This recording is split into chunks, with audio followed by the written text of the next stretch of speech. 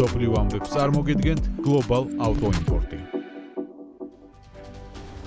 და დრო ვისაუბროთ თემაზე, თუ რა მოხდა მსოფლიოში და დავიწყოთ ამერიკის შეერთებული შტატებით და ამერიკის შეერთებული შტატების ბიუჯეტით, რომლის დეფიციტის მოცულობა მიმდინარე წელს აი ამ პერიოდში შეადგინა 284 მილიარდი დოლარი, რაც წინა წელთან შედარებით არის 10%-ით გაზრდილი მაჩვენებელი და პანდემიის შემდეგ არის ყველაზე მაქსიმუმი, რაც კი დაფიქსირდა აქამდე. სახაზინო დეპარტამენტის გადაწყვეტილები დეფიციტის გაღრმავება იმაზე მიუთითებს, რომ ქვეყნის მთავრობა იმაზე მეტ ფულს ხარჯავს, ვიდრე შემოსავლის სახით იღებს ბიუჯეტში.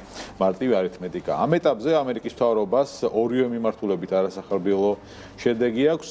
ერთის მხრივ შემოსავლები ბიუჯეტში არის ნაკლები და მეორეს მხრივ ხარჯები არის საკმაოდ მაღალი, რომელიც დაკავშირებულია სოციალურ პოლიტიკასთან, მათ შორის და ასევე სამხედრო დაფინანსების ზრდასთან. მნიშვნელოვანია ამასთან, რომ მთავრობის შატდაუნმა გამოიწვია, ასე ვთქვათ, ბიუჯეტის დეფიციტის გაღრმავება, რადგან ჩვენ ვიცით, რომ ამერიკის მთავრობა იყო გაჩერებული, ასევე ვიცით, რომ ამით საკმაოდ დიდი ზიანი მიადგა როგორც ფედერალურ სამსახურებს, ასევე უბრალო მოქალაქეებს და შესაბამისად ადამიანებს, ვინც დასაქმებული იყო ამ ფედერალურ სამსახურებში და კარგი საქმე არ გაუკეთა მოკლედ შატდაუნმა დეფიციტის ნაწილში ამერიკის ბიუჯეტსაც. აქვე ვიტყვით იმასაც, რომ გაზრდილი ბიუჯეტის დეფიციტის ფონზე მიმდინარე წელს ამერიკის სახელმწიფო ვალის მოცულობამ რეკორდულ 38 ტრილიონ 300 მილიარდ დოლარს მიაღწია. რაც საოცრად ჟღერდეს, ეს არის ამერიკის შეერთებული შტატების ვალი, რომელიც რა თქმა უნდა არის რეკორდული და მაქსიმალური მსოფლიოში ამხელა ვალი არც ერთ სახელმწიფოს არ გააჩნია. და არც ერთ ქვეყანას პრინციპში არ ექნება ამხელა ვალის მოცულობა, ვინაიდან მომსახურების საშუალებაც არ ექნება. ხო, არც არავის ექნება ამ ვალის მომსახურება ტრილიონი დოლარი ჯდება მარტივად რომ ვთქვა, რომ ჰქონდეს რომელიმე ქვეყანას ამხელა ვალი ტრილიონის გადახდა პროცენტში მარტივი ნამდვილად არ არის და თან უნდა აღინიშნოს, რომ ეს ვალი ფაქტობრივად საათობრივად იზრდება მილიარდობით დოლარით და თუ კი საშუალო ტენდენციას დავაკვირდებით, ყოველ 60 თვეში ერთხელ უკვე ტრილიონი ემატება მას თუ რაღაც ახალი პროექტები იქნა დამტკიცებული, რა თქმა უნდა, ეს პროცესი კიდევ უფრო მეტად აჩქარდება. სწორედ აი ეს ვალია ის მთავარი მაკროეკონომიკური პრობლემა, რომელიც ამერიკას რეალურად აწუხებს. თუ კი დაუჯერებთ ძალიან ცნობილ, მათ შორის ნობელის პრემიის ლაურეატ ეკონომისტებს, ისინი გამოყოფენ ერთადერთ ფუნდამენტურ პრობლემას ამერიკის შეერთებულ შტატებში და ეს პრობლემა არის ვალი, რომელიც იზრდება და მისი შეჩერების არც სტრატეგია არსებობს, არც მეთოდი არსებობს და არც არავინ იცის პრინციპში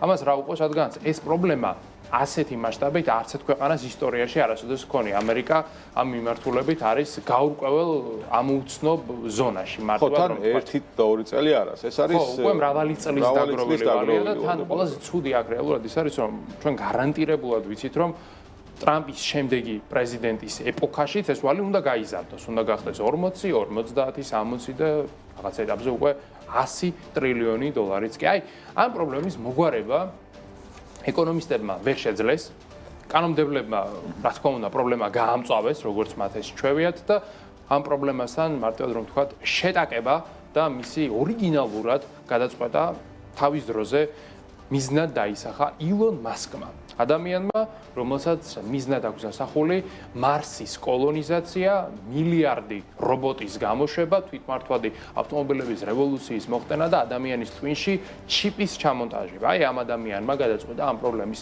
მოგვარება და ამიტომაც ის დაუპარტნიორდა დონალდ ტრამპს.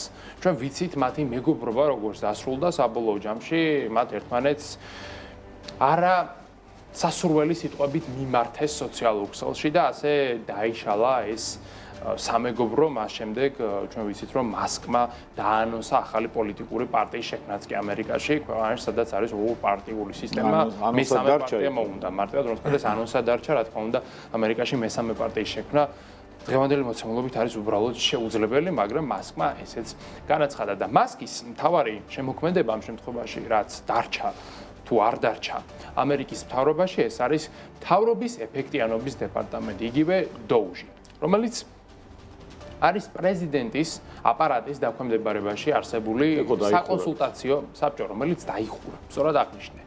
2 დღის წინ გავრცელდა ინფორმაცია, რომ დაიხურა.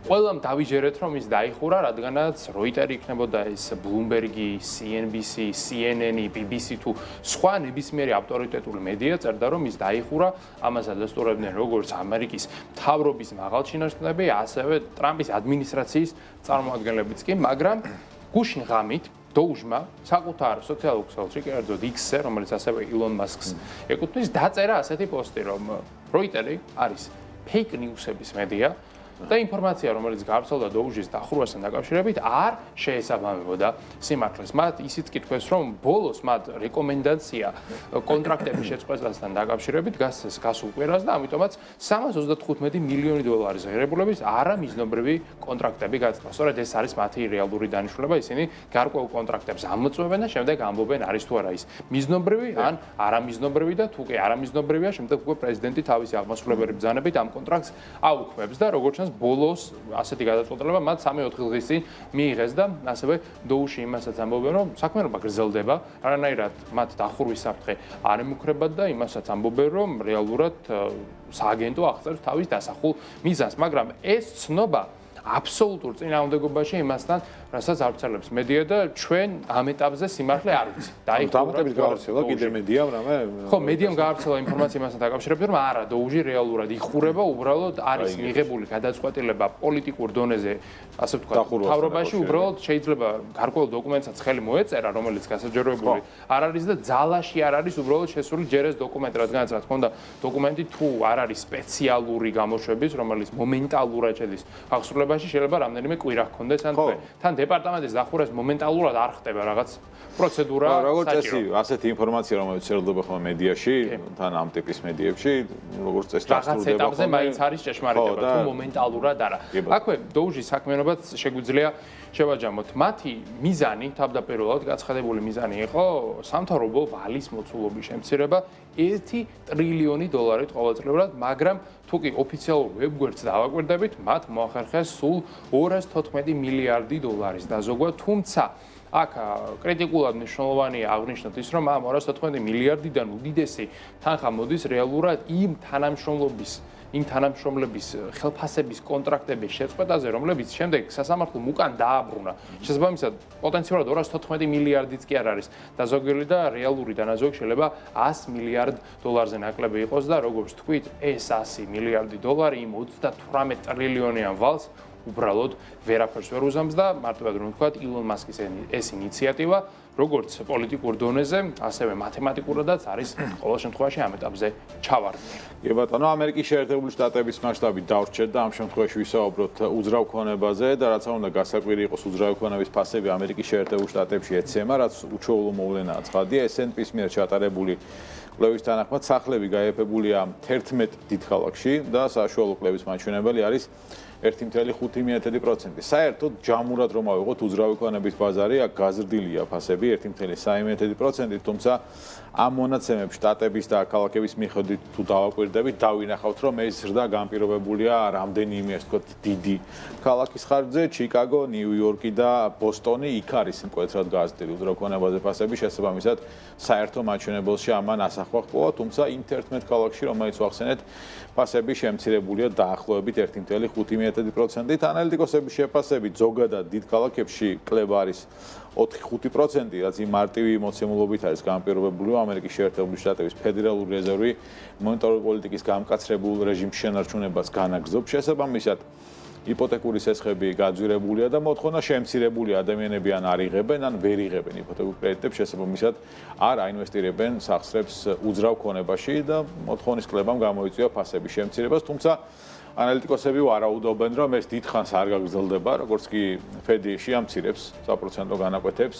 ამ შემთხვევაში ზრდა კვლავ მოხდება ერთის მხრივ მოთხოვნისა და მეორეს მხრივ ფასების ზრდაც მიყვება საბაზრო ეკონომიკის პრინციპებიდან გამომდინარე. ასევე უნდა აღვნიშნოთ, რომ 6.95%-ია საშუალო იპოთეკური განაკვეთი ამერიკის შეერთებულ შტატებში, რაც ამ ბაზრისთვის ძალიან მაღალი მაჩვენებელია. ჩვენი ბაზრისთვის რომ დაბლა შეიძლება მოგვეჩვენოს 6.35 ლარში მაგალითად ამ ბაზრისთვის მაღალი მაჩვენებელია, მოკლედ არ მგონია ამ მიმართულებით რაიმე ტიპის პრობლემები იყოს გრძელვადიანი, უძრავ ქონებას ამიმართებით ამერიკის შეერთებულ შტატებში, მისი ფასები ალბათ კიდევ გააგრძელებს და ეს კორექციაც არ არის დრამატული და ამაზე სანერვიულო ნაკლებად აქვს ვალისგან განსხვავებით, რომელიც ამერიკის შეერთებულ შტატებს და მის მთავრობას აქვს. ხო, ამერიკის მთავრობას და ზოგადად საკანონმდებლო ორგანოს თუ დიდად სადარდებელი და სანერვიულო არ აქვს ბიუჯეტზე იგივე ვერ ვიტყვით რუსეთის ფედერაციაზე, რომლის სახელმწიფო დუმამ დაამტკიცა უკვე ოფიციალურად რუსეთის ფედერაციის 2026-28 წლების ბიუჯეტის პროექტი, აქ ძირითადი ნაწილი 2026 წელს ეხება, რა თქმა უნდა, უკვე მოვიდა ლამის 2026 წელს შესაბამისად ბიუჯეტის საბოლოო ვერსიაც იქნა მიღებული და ძირითად პარამეტრებზე მინდა გავამახვილოთ ყურადღება. მარტივად რომ ვთქვათ, შემოსავლები ბიუჯეტს წესით ექნება დოლარში ვამბობ, ცხადია ამ რიცხვებს 492 მილიარდი დოლარის ფარგლებში. ხარჯი ბიუჯეტს მომავალ წელს წესით ექნება 558 მილიარდი დოლარი. ცხადია ამ რიცხვებს შორის არის აცდენა და ეს აცდენა იმაზე მევუთითებს, რომ პირველადი გადმოსახედიდან მომავალ წელს ბიუჯეტის დეფიციტი იქნება 47 მილიარდი დოლარი, ანუ მთავრობა დახარჯავს 47 მილიარდი დოლარით მეტს, ვიდრე მიიღებს შემოსავალს. ხოლო შემოსავლებმაც გაზრდილი აქვს სხვადასხვა მეთოდებით და ამ მეთოდებზეც ვიტყვით. ძალიან ოპტიმისტური პროგნოზია პირველად. ხო, ეს არის ყველაზე ოპტიმისტური პროგნოზი, რეალურად შეიძლება შემოსავალი გაცილებით ნაკლები იქნას და ხარჯი აუცილებლად მეტი იქნება, რადგანაც ბოლო 4 წელია რუსეთის ყველა ბიუჯეტის პროექტი არის გადაკეთებული დაახლოებით 5-ჯერ, ვინაიდან რუსეთ-უკრაინის კონფლიქტში იმდენი რესურსები იხარჯება ქვეყნების მხრიდან, რომ ყოველთვის ბიუჯეტის დეფიციტი გაცილებით მეტია, ვიდრე ამას თავიდან 5-ჯერ მინიმუმ შეიცვალა. მათ შორის დის პროგნოზი თუ ჰქონდა თავიდან 2.5%, 1%-ს არიან ახლა ჩამოწერილები და ახლა უკვე საუბარი არის იმაზე, შეიძლება 0.5%-იანი მატება იყოს, რომ რეალური თუ ეს იქნება მთლად უარესი მათთვის. აქვე ისიც უნდა ვთქვათ, რომ ამ თანხის უდიდესი ნაწილი არ იხარჯება არც ინფრასტრუქტურაზე, არც განათლებაზე, არც ჯანდაცვაზე და არც ზოგადად ეკონომიკის გაძლიერებაზე. ეს თანხა, ამ თანხის 38%, ეს რაც წერია ბიუჯეტში ის თანხა, წავა პირდაპირ ომში. 210 მილიარდი დოლარი. ოღონდ აქ გასათვალისწინებელი ის არის, რომ რუსეთი სხვადასხვა მეთოდებს მიმართავს იმისათვის, რომ ხარჯები არ გაატაროს თავდაცვის მიმართულებით, მათ შორის მაგალითად გზის რეაბილიტაციაც თეორიულად შეუძლია გაატაროს ისე რომ ინფრასტრუქტურა ჩათვალოს, მაგრამ სინამდვილეში ეს გზის რეაბილიტაცია საერთოდ შეიძლება არ არსებობდეს და ის თანხა წარიმართოს ისე და ისე ტანკების შეძენაზე ან თუნდაც დრონების იმპორტირებაზე ჩინეთიდან და სხვა ქვეყნებიდან, ამიტომაც ეს 210 მილიარდი დოლარიც არ არის ჭეშმარიტება, რეალური დანახარჯი გაცილებით მეტი იქნება, როგორც აქამდე იყო. აქვე ჩნდება შეკითხვა თუ როგორ აპირებს რუსეთი ამ ყველაფრის დაფინანსებას, რადგანაც ვიცით, რომ ნავთობიდან მისი შემოსავლები მკვეთრად არის შემცირებული, ლამის მესამედითაც კი დაეცა ბოლო თვის მაჩვენებლით ეს შემოსავალი და შემოსავლის მიღების ძალიან მარტივი გზა მოიფიქრეს რუსეთში. გაზარდეს DGG. ის დაანონსებული DGG-ს და რაც იყო 20-დან 22%-მდე უკვე ოფიციალურია 2026 წლის 1 იანვრიდან DGG ქვეყანაში იქნება 22%, რაც ძალიან მაღალი განაკვეთია გულწრფელებით თუ ვიქნებით DGG 22 არ არის დაბალი მაჩვენებელი და ამითი მთავრობა გეგმავს დამატებით 12 მილიარდი დოლარის ამოღებას ყოველწლიურად. ეს 12 მილიარდი დიდად არაფერს არ უშველის, მაგრამ ფიქრობენ, რომ მცირედით მაინც დააბალანსებს იმ ბიუჯეტის დეფიციტს, რომელიც წესით 25 წლიდან 27 წლამდე კუმულაციურად მიაღწევს 133 მილიარდ დოლარს და აქვე ჩნდება კიდევ ერთი ძალიან ლოგიკური შეკითხვა, თუ საიდან მოვა ეს 133 მილიარდი დოლარი. ცხადია, დეფიციტს საკუთარ თავთან ვერ აიღებს.